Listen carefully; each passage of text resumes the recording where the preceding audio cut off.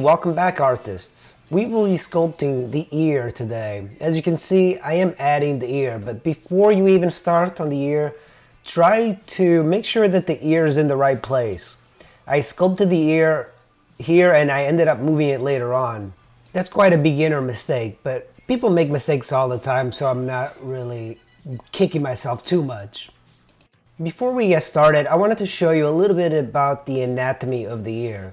It can get kind of complex, and knowing the actual names of these landmarks really does help in sculpting and drawing and painting. And you also need to know what the ear looks like from the back view.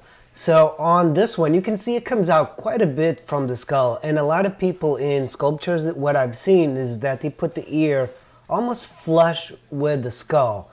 So the ear comes out quite a bit, and it's very dependent on the person.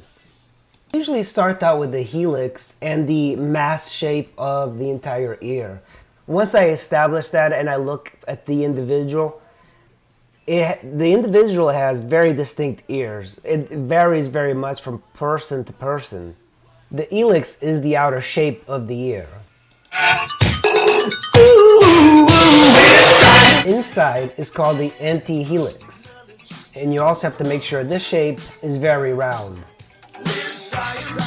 The middle part of the ear is called a concha. That's that very deep hollow that goes inside. Working on the ear is not quick and easy. It can take many hours to complete an individual ear, at least for me. But oftentimes I find that it helps to have one of those plaster casts from David. You can get them for around $30 at Amazon, and it's always good to have that as reference, but you don't want to go and just copy that ear because people have very different ears.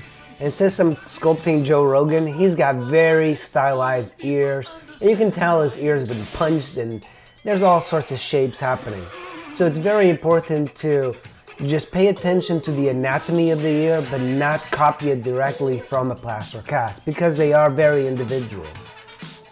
It's also very important to know the names of the ear shapes, like the helix, antihelix, tragus, ear notch, antitragus, and lobe, just because you need to refer to it. And for me, learning anatomy so I can learn to do sculpture is very important.